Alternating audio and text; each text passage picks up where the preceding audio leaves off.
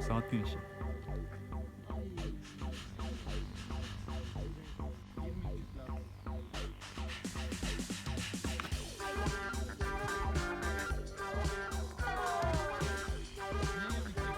Bacaklarını atsan çok ağır.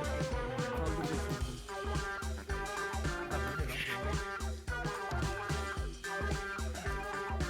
Yeter mi? Yeter.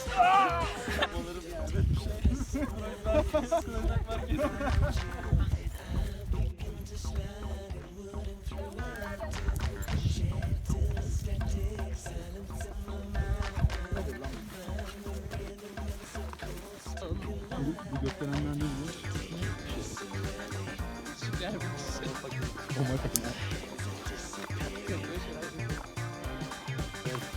Şey yazıyorum.